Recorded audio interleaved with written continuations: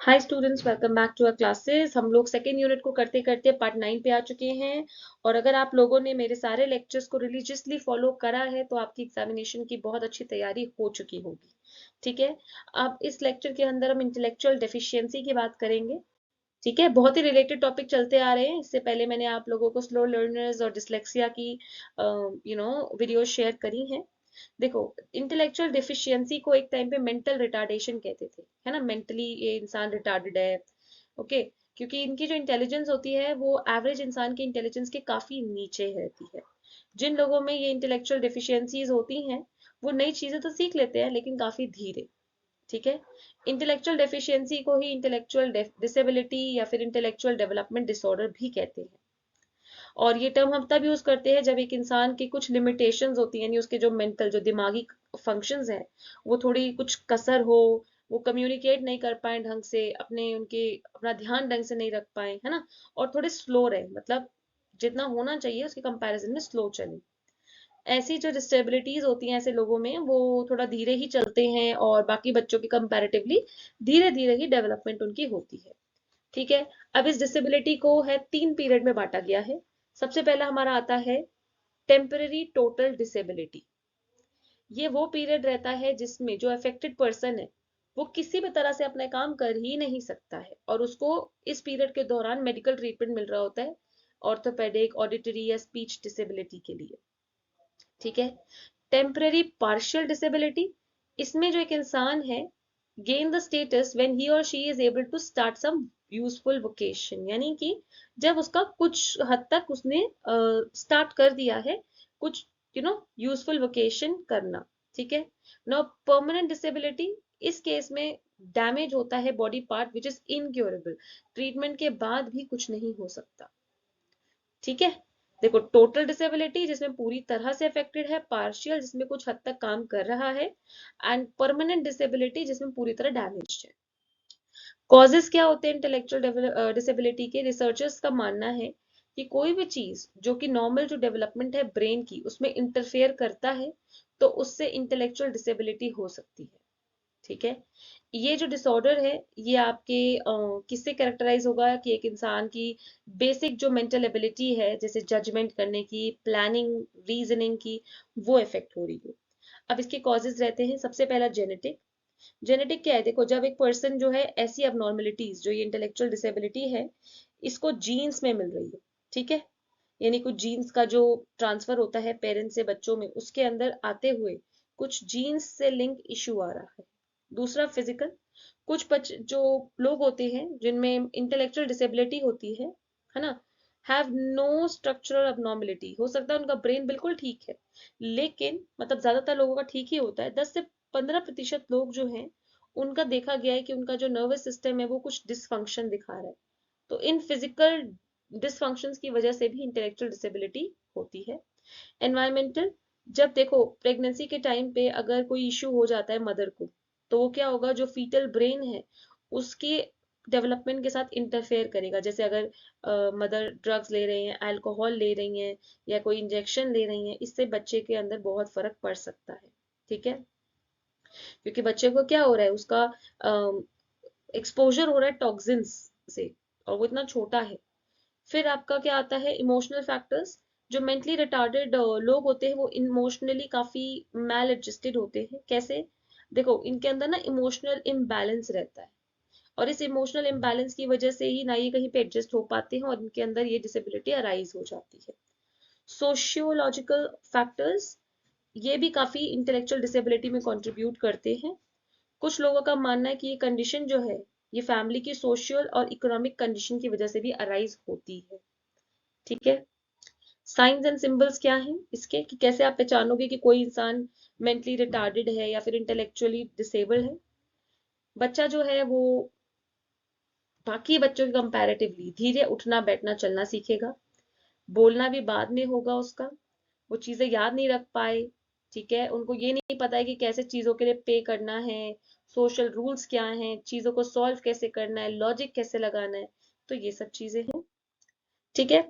अब हमने जो कैटेगरीज है वो बनाई हुई है मेंटल आपका इंटेलेक्चुअल डिसेबिलिटी के लेवल्स बांटने के लिए, from mild to profound. Mild कौन से होते हैं? जिनका IQ 50 to 70 रहता है। नॉर्मल से थोड़ा स्लो रहते हैं। ठीक है। डेली टास्क वगैरह ये कर सकते हैं और सोसाइटी में भी इंटीग्रेटेड होके चलते हैं, यानी सोसाइटी से अलग नहीं है। कोई फिजिकल साइंस इनका अनयूजुअल कोई ऐसा नहीं है कि कोई फिजिकल हमें वो दिखे, दिक्कत दिखे इनके अंदर। ठीक है।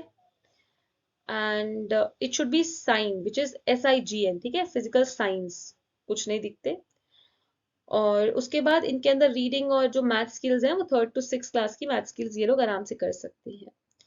फिर हमारा मॉडरेट आता है, जिनकी IQ 35 to 49 है।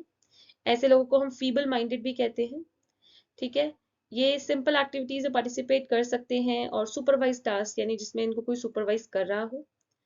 एंड जो जानी पहचानी जगह है वहाँ ये अकेले जा सकते हैं। ठीक है। इनके अंदर कुछ फिजिकल साइन अनयूजुअल हमको दिख सकते हैं और छोटी मोटी कम्युनिकेशन ये कर सकते हैं। सीवियर की बात करूं तो IQ 20 से लेके 34 रहता है। ये चलना बहुत धीरे लेट शुरू करते हैं और इनको सिंपल जो अपने लिए सेल्फ केयर है उसके लिए भी ट्रेन करना पड़ेगा। इनको डायरेक्शंस देनी पड़ती हैं। कम्युनिकेशन ये इतनी ज़्यादा नहीं करते हैं और इनको हमें डेली रूटीन की चीज़ें सिखानी पड़ती हैं। ठीक है। उसके बाद हमारा प्रोफाउंड, जिसको इंसान को हम इडियट कहते हैं। देखो, हम इडियट वर्ड को बड़े आसानी से यूज़ कर लेते हैं ना, यू आर एन इडियट।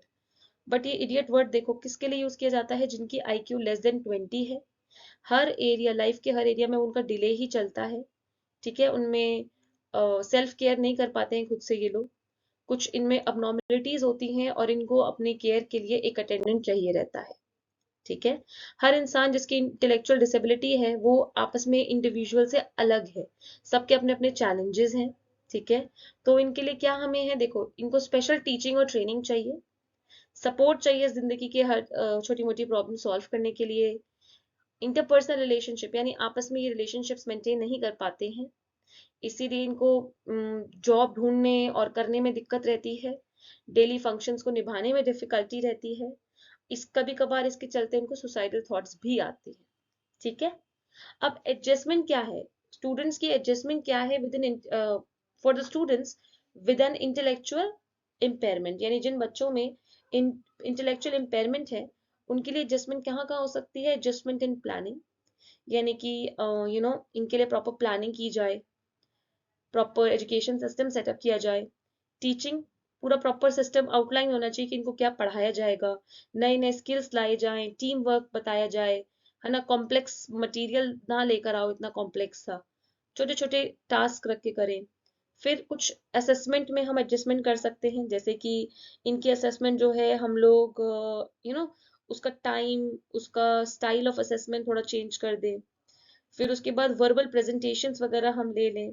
ठीक है। और बच्चे की जो प्रोग्रेस है उसको बाकियों से ना कंपेयर करके बच्चे की पिछली परफॉर्मेंस से ही कंपेयर करें कि ये पहले कैसे करता था, अब कैसा कर रहा है। एनवायरनमेंट में कुछ चेंजेस, जैसे कि नॉइज जो है उनके अराउंड वो थोड़ा कम कर दो, उनको लर्निंग के लिए स्पेस दो, प्रॉपर उनको शांत जगह दो। कुछ रिसोर्सेज में एडजस्टमेंट कर दी जाए, जैसे उनको जो इन्फॉर्मेशन मिल रही है उनको ऑडियो विजुअल्स मिल जाएं, है ना। उसके बाद उनको थोड़े बहुत कट क्लियर इंस्ट्रक्शंस दिए जाएं, वॉलंटियर्स के थ्रू उनके साथ स्ट्रैटेजीज बनवाई जाएं थोड़ी और बेटर। तो ये सब एडजस्टमेंट हम कर सकते हैं एक इंटेलेक्चुअल इम्पेयर्ड बच्चे के लिए। टीचर्स और पेरेंट्स का क्या रोल रहता है इनको हेल्प करने में? देखो, पेरेंट्स का बहुत इंपॉर्टेंट रोल है। माँ बाप को डिसअपॉइंट नहीं होना, हताश नहीं होना इन बच्चों से, उनके साथ पेशेंस रखनी है। होम बेस्ड ट्रेनिंग देनी है जो कि बहुत फाउंडेशन यानी जो बेस की तरह काम करेगा। मदर का तो बहुत ही बड़ा रोल होता है, क्योंकि मदर बच्चे के साथ हमेशा रहती हैं, तो उनको बेसिक्स लाइफ जो के स्किल्स हैं वो सिखाएं।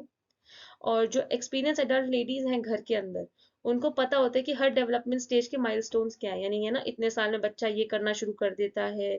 तो वो जो है उसको एक्सपीरियंस के बेस पे बच्चे को, अगर उनको दिखता है कि कोई भी अबनॉर्मलिटी आ रही है, तो वो एक चाइल्ड स्पेशलिस्ट को रेफर करवाएं। टीचर को एक फेवरेबल कंडीशन बनानी है क्लास के अंदर, जिससे सब बच्चों का इंटीग्रेशन करके हम आगे चल सके। इन बच्चों के इंकरेजमेंट करनी चाहिए टीचर को। ठीक है। और मेंटली रिटार्डेड बच्चे जो हैं वो ज़्यादा सब्जेक्ट्स इतने उससे लर्न नहीं कर पाते, समझ नहीं पाते, तो उनको प्रॉपर ऑर्डर में सिखाएं टीचर। कभी भी टीचर को नेगेटिव कमेंट ना पास करें, क्योंकि अगर टीचर ने बोल दिया तो बाकी बच्चे भी वही एटीट्यूड लेके ऐसे बच्चों को उनके साथ डील करेंगे। फिर टीचर को बड़े बड़े टास्क को छोटे छोटे यूनिट्स में डिवाइड करना चाहिए, बच्चों को मोटिवेट करना चाहिए और क्लास का माहौल काफी पॉजिटिव रखना चाहिए। ठीक है। एजुकेशन इम्प्लीकेशन क्या है इंटेलेक्चुअल डिसेबिलिटी के? जो अप्रोप्रिएट सपोर्ट है वो स्टूडेंट्स को मिलना चाहिए ताकि बच्चे जिंदगी के हर पहल पे सक्सेसफुल हो सके। ठीक है। अब इसकी एजुकेशन में कहाँ इम्प्लीकेशन आती है, मतलब ये जो इंटेलेक्चुअल डिसेबिलिटी का कॉन्सेप्ट है, सबसे पहली बात टीचिंग स्ट्रैटेजीज, यानी कि जो ये लिमिटेशन है इसको एड्रेस करने के लिए टीचिंग स्ट्रैटेजीज जो हैं उनको टाइम टू टाइम अपडेट करते रहना चाहिए। यानी कि ये नहीं कि ये सदियों पहला एक वो बना आ रहा है सिलेबस करिकुलम, उसी को चलाए जा रहे हैं। ठीक है। लार्जर टास्क को ब्रेक डाउन कर दो, क्योंकि जो मेंटली आपके ये थोड़े डिसेबल बच्चे रहते हैं, इंटेलेक्चुअल डिसेबल, ये लोग जो हैं एकदम बहुत बड़ा आप चिट्ठा दे दोगे उसे नहीं समझ पाएंगे। छोटे छोटे टास्क में बांट दो उसे। फिर असिस्टिव टेक्नोलॉजी का इस्तेमाल करें। ठीक है, जैसे स्पेशल क्लासरूम्स होते हैं, उनके लिए कुछ सॉफ्टवेयर ले लें। देन ऑर्गेनाइजेशन, कुछ प्रॉपर ऑर्गेनाइजेशन होना चाहिए, प्रॉपर तरीके से चीजें ऑर्गेनाइज हो ताकि बच्चे इसका लाभ उठा सके। So that is all for this particular lecture. I hope आपको समझ में आया होगा। And as always, if any doubt found, please mention it in the comment section and we'll be happy to assist you with that. So thank you for watching, students, and keep learning.